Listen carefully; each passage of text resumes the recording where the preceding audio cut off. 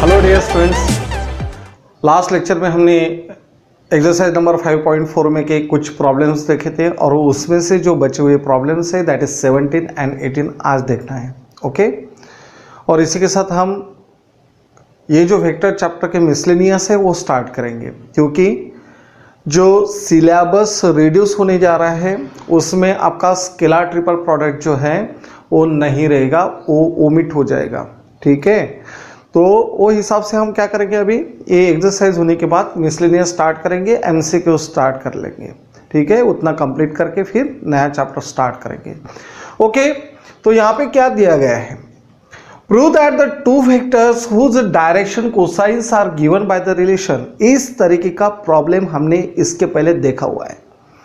देखो, जो दो लाइंस है, दो वेक्टर्स है, उनकी जो डायरेक्शन कोसाइंस है वो इससे रिलेटेड है, ये दोनों इक्वेशन से। तो given equations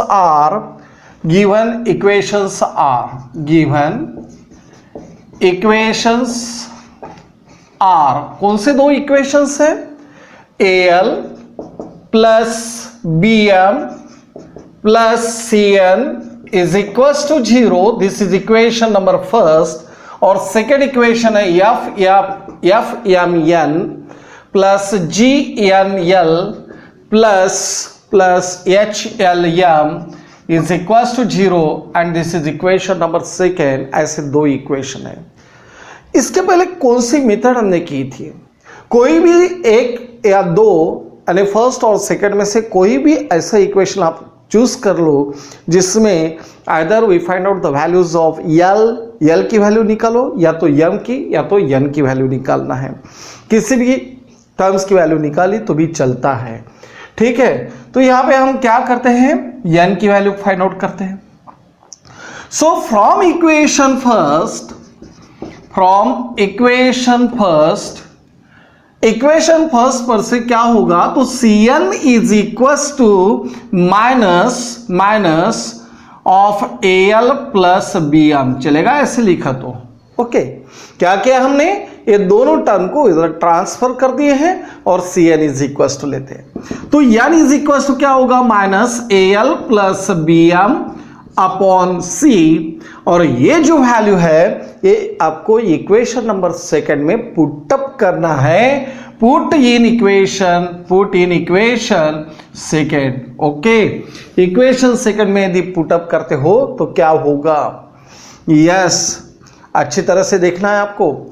F into M into this value, तो यहां पे होगा minus AL plus BM upon C, बाद में plus G into L into फिर से N की वैल्यू क्या है, तो minus AL plus BM upon C बराबर है plus HLM is equal to 0।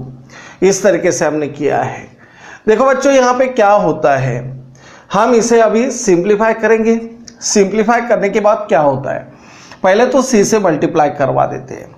C से मल्टीप्लाई करवा दिए तो क्या हो गया, माइनस FM ने इसे मल्टीप्लाई करना है तो FM इंटू AL, यानी क्या हो गया, पहले ठीक है पहले C से मल्टीप्लाई करते हैं, minus FM into AL plus BM, minus फिर से क्योंकि प्लस इंटू माइनस माइनस होगा तो GL into AL plus BM, और प्लस हमने इसे C से मल्टीप्लाई किया है, multiplying थ्रोड bye C, then HLCM, और यहां पे कितना रहेगा, 0 होगा ऐसे। ओके, अभी इसके बाद क्या होता है, minus FM AL minus FM BN, then minus GAL square minus GLBM plus HLCM is equal to 0। अभी इसे हमें रीअरेंज करना है। क्या करना है, रीअरेंज करना है। अभी क्या करोगे आप, देखो ठीक ढंग से देखना है। यहाँ पे FM इंटू क्या किया है, AL, तो FM AL, FM into BM, तो यहां पे गलत हो गया है, यहां पे स्क्वायर चाहिए, m स्क्वायर भी चाहिए, बराबर है। अभी देखो बच्चों, क्वाड्रेटिक जहां पे m स्क्वायर है, l स्क्वायर है, ऐसे टर्म्स मैं एक जगह लेता हूं और हर एक टर्म में से कुछ कैंसल होता होगा तो आपको देखना है। कुछ कैंसल होता है, देखो नहीं होगा, ठीक है। तो अभी इसे मैं उस साइड लेके जाता हूं तो एफ बी एम स्क्वायर हो जाएगा, बराबर है। और जी एल स्क्वायर को आखिरी में लिखता हूं, that is G A L square is equal to 0 हो गया है। ये दोनों निगेटिव टर्म थी, दोनों पॉजिटिव कर दे, यानी ये जो बाकी के टर्म है ये क्या होना चाहिए, निगेटिव होना चाहिए। निगेटिव का पॉजिटिव और पॉजिटिव का निगेटिव होना चाहिए। तो देखो ये टर्म है बच्चों, ये टर्म है और ये टर्म है, ये तीनों में से क्या कॉमन निकलता है वो आपको देखना है। एमएल है और यहां पे भी एमएल है, तो एल एम हम कॉमन निकाल सकते हैं। क्या कॉमन निकाल सकते हैं, यम यल। तो हमने यहां पे क्या कॉमन निकाला है, यम यल, चलेगा। तो देखो बच्चों अभी क्या होगा, निगेटिव का क्या होगा, पॉजिटिव, यानी यहां पे केवल रहेगा एफ, बराबर है। यहां पे निगेटिव का क्या रहेगा, फिर से पॉजिटिव, और क्या रहेगा, देखो अभी एलएम यदि कॉमन निकाला है तो जीबी, और प्लस क्या है यहां से एलएम तो एच सी। तो इस तरीके से हमने यहां से, लेकिन यहां पे क्या रहेगा, माइनस, क्लियर। अभी देखो यहां पे क्या होता है, F B M square plus A F plus G B minus H C M L, और यहां पे जी ए एल स्क्वायर है इज इक्वल टू 0 है, बराबर है। अभी देखो क्या होता है, हमें चाहिए F upon A plus G upon B plus H upon C is equal to 0, वो टर्म चाहिए। किस तरीके से आ सकती है, वेरी सिंपल। देखो यहां पे हमें नोट डाउन करना है एक चीज, जैसे एम स्क्वायर है एल स्क्वायर है तो dividing throughout by M square करेंगे या तो एल स्क्वायर कर देंगे, ठीक है। एल स्क्वायर से यदि डिवाइड करेंगे तो पहले एल क्या है, एल इज नॉट 0, ऐसा हमें बताना पड़ेगा, बराबर है। तो यहां पे नाउ और इफ और हियर बोलता हूं मैं, हियर यम एंड यल, ये जो यम और यल है, यम एंड यल कैन नॉट बी 0, ये दोनों के दोनों यम एंड यल कैन नॉट बी 0, बराबर है। यानी that is the values of यम, that is the values of यम इज नॉट इक्वल टू 0 बोलना चाहिए, एंड यल इज नॉट इक्वल टू 0, बराबर है। ऐसा क्यों है, क्यों 0 नहीं हो सकता है, क्या रीजन है। देखो बच्चों, यदि हम यम की वैल्यू और यल की वैल्यू 0 लेते हैं तो यन की वैल्यू क्या बन जाएगी, 0, बराबर है। If M is equal to 0 and L is equals to 0, then N is also 0, N भी 0 हो जाएगा, बराबर है। इसे हम इक्वेशन नंबर क्या बोलते हैं, 3rd, और इसे हम इक्वेशन नंबर देते हैं 4th, ठीक है। तो देखो बच्चों, M is equals to 0 और L is equals to 0 यदि हम लेते हैं तो N की वैल्यू भी 0 हो जाएगी। दैट इज फ्रॉम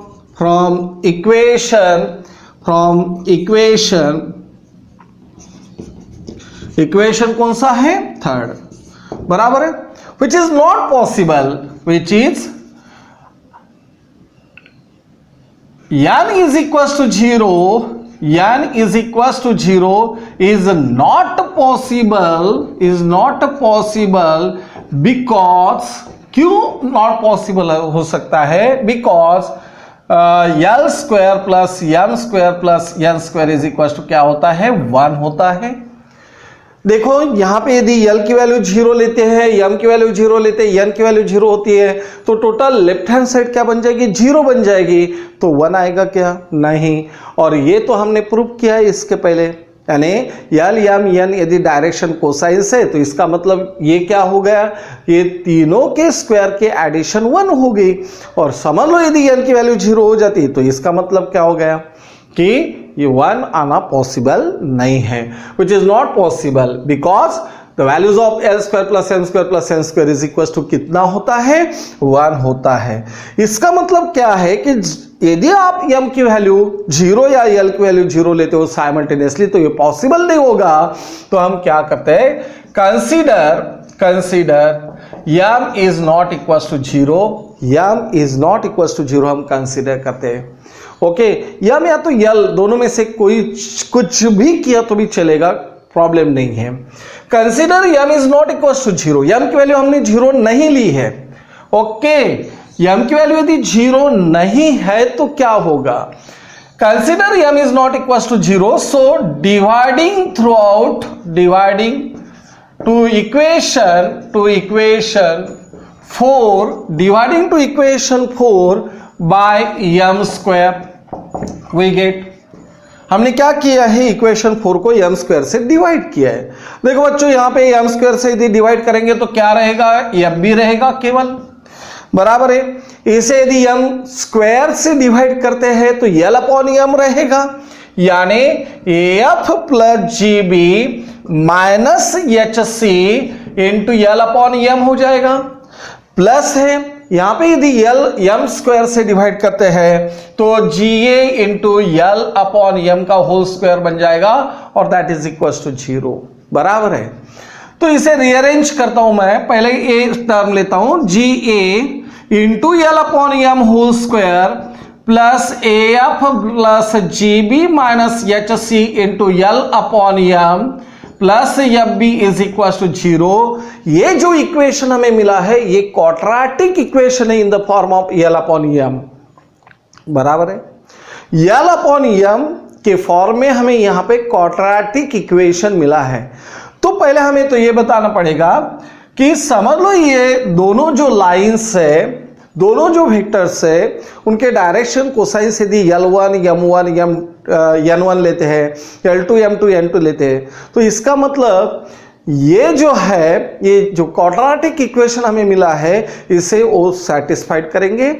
तो लेट यहां पे इक्वेशन नंबर हम देते हैं 5th, let L1 M1 N1 and L2 M2 N2 be the direction cosines, be the direction cosines of the lines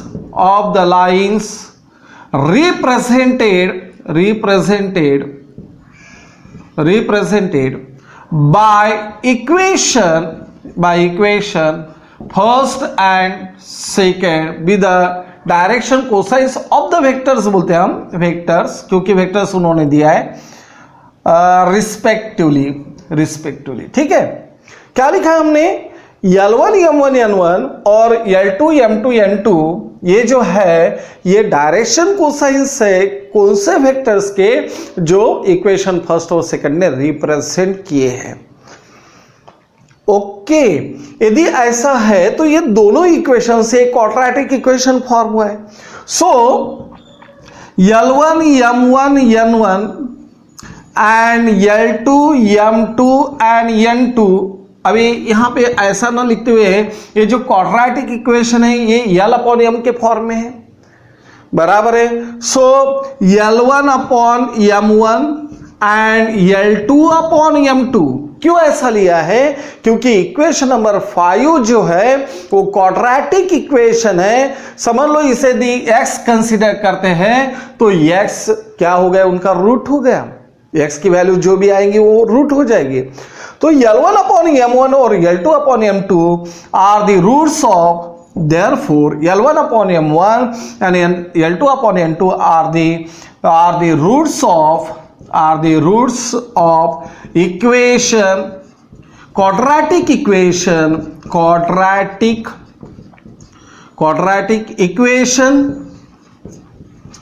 5th, बराबर है। क्वाड्रेटिक इक्वेशन जो 5 है उनके ये बन गए रूट, उनके ये क्या बन गए, रूट बन गए। अभी यहां पे क्या होगा, यदि रूट्स है तो इसका मतलब प्रोडक्ट ऑफ द रूट्स क्या होगा। Now the product of the roots, now L1 upon M1 into L2 upon M2 क्या होगा, तो C बाय ए होता है। C बाय ए का मतलब हो गया FB अपॉन GA बराबर है। तो यहां पे L1 into L2 upon M1 into M2 is equal to, अभी हम इसे किस तरीके से लिख सकते हैं, देखो F अपॉन ए चाहिए तो F अपॉन ए लिखते हैं, चलेगा ऐसे।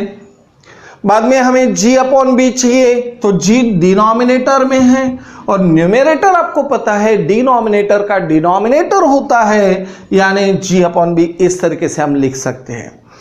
ओके, तो यहां पे क्या हो सकता है, L1 upon L2 upon L1 into L2 upon F upon A is equals to M1 into M2 upon G upon B. Alternate हमने यूज किया है, इनको और इनको रिप्लेस किया है, इंटरचेंज किया है। क्लियर।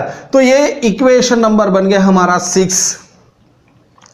जिस तरीके से आपने L1 L2 upon F upon A prove किया है, M1 M2 upon G upon B prove किया है, यदि n की वैल्यू आप निकालते हो तो इस तरीके से मिलेगा।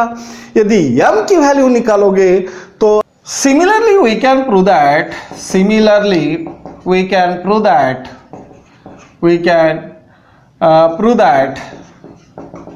क्या प्रूव कर सकते हैं हम, यहां पे यदि आपने यहां पे m की वैल्यू निकाली होती तो क्या होगा, L1 L2 upon F upon A is equal to N1 into N2 upon H upon C, और ये इक्वेशन हो गया 7th। तो from equation number 6 and 7, from equation 6 and 7 we get, क्या मिलेगा हमें, देखो इक्वेशन नंबर 6 और 7 में देखो प्रॉपर्टीज ऑफ ट्रांजिटिविटी यूज करना है, पहला दूसरा दूसरे से, दूसरा तीसरे से, तो तीसरा पहले से, और तीनों एक दूसरे से बराबर है। तो ये प्रॉपर्टी हमें यहां पे यूज करना है। तो L1 L2 upon F upon A is equals to होगा M1 M2 upon G upon B is equals to होगा N1 N2 upon H upon C, और इसके साथ हम लेते हैं कुछ भी K लो H लो लैम्बडा लेते हैं सेम, यानी ये जो रेशो है ये सेम है। So the values of L1 L2 is equals to lambda into F upon A बराबर है, comma M1 M2 is equals to lambda into G upon B and N1 N2 is equals to lambda into H upon C, ऐसा होगा, yes होगा। अभी आपको क्या दिया गया है, since you have to given the lines which are represented by the equation first and second, line first और ये जो इक्वेशन है इन्होंने जो लाइंस रिप्रेजेंट किए हैं that are perpendicular to each other, since the lines, since the vectors बोलेंगे हम, vectors represented by first and second are perpendicular to each other, एक दूसरे को परपेंडिकुलर है। यदि एक दूसरे को परपेंडिकुलर है तो इसका मतलब L1 L2 plus M1 M2 plus N1 N2 की वैल्यू कितनी रहना है, 0 हो गया। ऐसे देखो अभी L1 L2 की वैल्यू क्या है, तो lambda into F upon A है, lambda into G upon B correct, plus lambda into H upon C is equal to 0। हर एक टर्म्स में लैम्बडा है तो लैम्बडा कैंसिल कर दो, डिवाइडिंग थ्रू बाय लैम्बडा, क्योंकि इक्वल रेशियो है, which is not equal to 0 रहेगा। तो F upon A plus G upon B plus H upon C is equal to क्या होगा, 0। और यही हमें क्या करना था, प्रूफ, और इतना सिंपल प्रॉब्लम यहां पे हमें करना है। देखो बच्चों फिर से रिपीट कर रहा हूं, अच्छे से ध्यान दो। दोनों इक्वेशंस आपको दिए गए हैं जिस पर से आपको दो वेक्टर्स दिए जाएंगे और दो वेक्टर्स के जो डायरेक्शन कोसाइंस है वो इनसे रिलेटेड है, ओके। तो ये दोनों इक्वेशन में से क्या क्या हमने इक्वेशन नंबर फर्स्ट में से n की वैल्यू निकाली है और n की वैल्यू हमने इक्वेशन नंबर सेकंड में पुट अप कर दी है, उसे अच्छी तरह से सिंप्लीफाई कर दिए और यहां तक हम आ गए। बाद में m और l एट ए टाइम हम जीरो नहीं ले सकते। क्यों नहीं ले सकते, उसका मीनिंग क्या है? तो ये दोनों यदि जीरो होते तो n की वैल्यू भी क्या हो जाती, जीरो, और आपके पास जो इक्वेशन है ये पॉसिबल नहीं होता। So consider the value of m is not equal to zero. m की वैल्यू हमने जीरो नहीं ली है, m नॉन जीरो है तो इक्वेशन नंबर फोर्थ को हम m स्क्वायर से डिवाइड कर सकते हैं। हमने m स्क्वायर से डिवाइड किया है और इस तरीके से इक्वेशन को रिप्रेजेंट किया है। बाद में यहां पे जो इक्वेशन हमें मिला है L अपॉन m के फॉर्म में क्वाड्रेटिक इक्वेशन है। कौन सा? Quadratic equation. यदि क्वाड्रेटिक इक्वेशन है तो इसके दो रूट्स होंगे, बराबर है। दो रूट्स कौन से होंगे? तो L1 अपॉन m1 होगा, L2 अपॉन m2 होगा। यदि आप L1 m1 n1 L2 m2 n2 are the direction cosines of the vectors represented by first and second।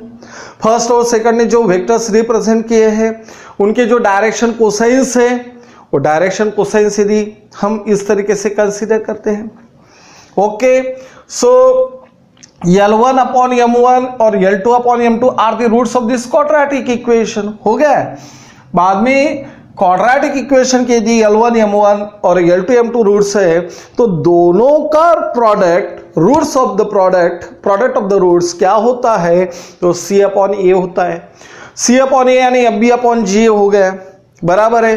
तो f upon a upon g upon b, और इसे हमने simplify किया L1 L2 upon f upon a is equal to m1 m2 upon g upon b हो गया। Similarly we can prove that, उसी तरीके से हमें यहां पे प्रूव करना है L1 L2 upon f upon a is equal to n1 n2 upon h upon c। From equation 6 and 7, 6 और 7 में से क्या होगा? तो L1 L2 upon f upon a is equal to m1 m2 upon g upon b is equal to n1 n2 upon n1 n2 upon h upon c is equal to lambda बोल दिया हमने। यहाँ पे L1 L2 की value होगी lambda into f upon a, m1 m2 की value lambda into g upon b, n1 n2 की value lambda into h upon c होगी। अभी जो वेक्टर्स रिप्रेजेंट किए हैं the direction, since the direction cosines of the vectors, यहाँ पे हम थोड़ा सा वर्ड चेंज करते हैं। Since the direction cosines, DCS लिखते हैं, direction cosines of the vectors represented by first and second are perpendicular to each other. जो डायरेक्शन कोसाइंस ये इक्वेशन फर्स्ट और सेकंड, जो डायरेक्शन कोसाइंस है वेक्टर्स के, उनको रिप्रेजेंट किया इक्वेशन फर्स्ट और सेकंड, ओके। तो वो परपेंडिकुलर है, वो दोनों वेक्टर्स परपेंडिकुलर है। दोनों वेक्टर्स यदि परपेंडिकुलर है तो डायरेक्शन कोसाइंस के प्रोडक्ट की सम जीरो आना चाहिए। तो हमने जीरो लिखा है और उसमें वैल्यू पुटअप करके आंसर निकाला है। तो इतना सिंपल प्रॉब्लम यहाँ पे हमें देखना था। 18th नंबर के प्रॉब्लम में क्या दिया गया है? ए और बी है, ऐसे दो पॉइंट्स है, और then find the foot of the perpendicular drawn from the point B to the line joining the origin and the point A. देखो पहले डायग्राम हम ड्रॉन कर लेते हैं। ओरिजिन के मतलब हो गया 0,0,0 और ए को ज्वाइन किया है उन्होंने 1,2,3, और बी पॉइंट हमें दिया गया है, बी पॉइंट है 4,5,6, ओके। और यहां से हमने यहां पे परपेंडिकुलर डाला है, समझ लो यहां पे BM परपेंडिकुलर है। BM क्या है? परपेंडिकुलर। तो ये जो M है ये बन गया फुट ऑफ द परपेंडिकुलर। क्या बन गया है? Foot of the perpendicular, okay. Perpendicular का ये फुट हो गया, और इसके जो कोऑर्डिनेट है वो हम कंसीडर करते हैं x, y, z।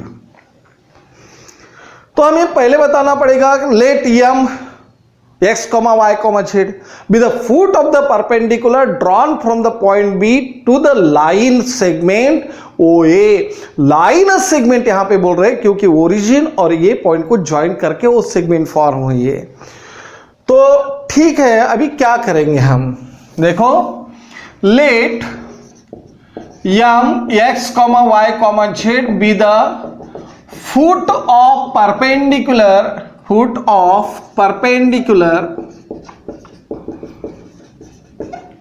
drawn from point B to the line segment OA, to the line segment OA, बराबर है। देखो late m x, y, z be the foot of the perpendicular drawn from the point B to the line segment OA। तो अभी हमें क्या क्या करना है, परपेंडिकुलर है, m के कोऑर्डिनेट्स हमें चाहिए, ये कोऑर्डिनेट, ए कोऑर्डिनेट और ए कोऑर्डिनेट पता है। अभी क्या करोगे आप, तो वेरी सिंपल, समझ लो यहां पे m क्या करता है, k:1 रेशो में उसे डिवाइड करता है। क्या करता है, m ये k:1 रेशो में डिवाइड करता है। Late m divide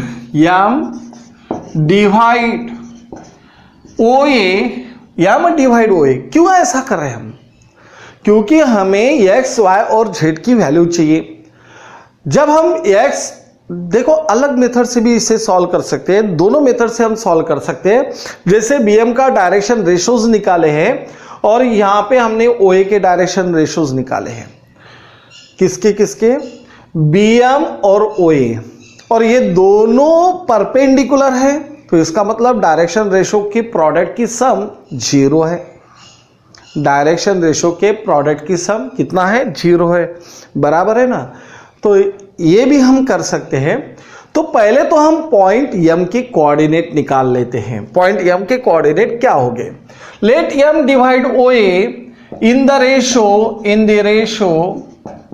k:1 ratio में हमने डिवाइड किया है OA को।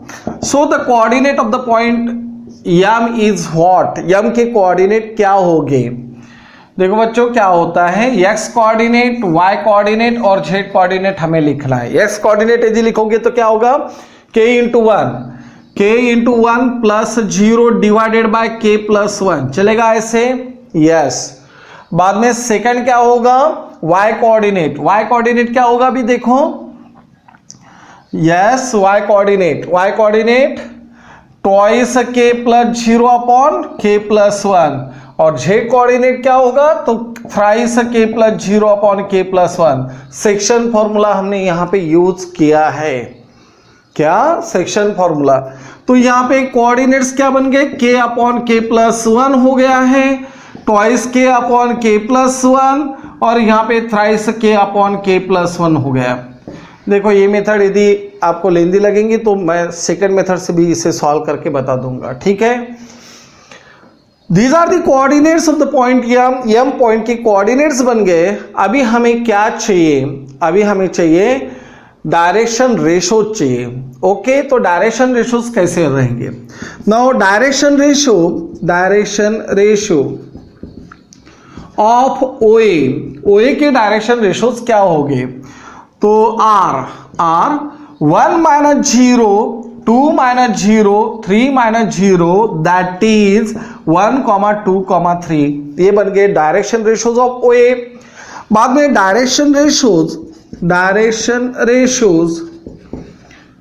ऑफ BM के डायरेक्शन रेशोज कैसे रहेंगे, तो k अपॉन k+1 माइनस कितना है 4,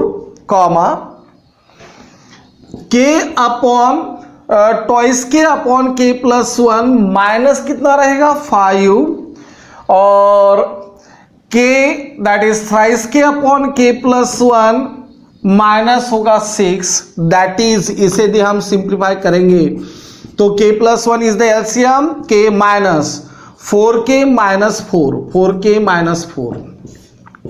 k+1 ट्वाइस के माइनस 5 के माइनस 5 और यहाँ पे k प्लस 1 थ्राइस के माइनस 6 के माइनस 6।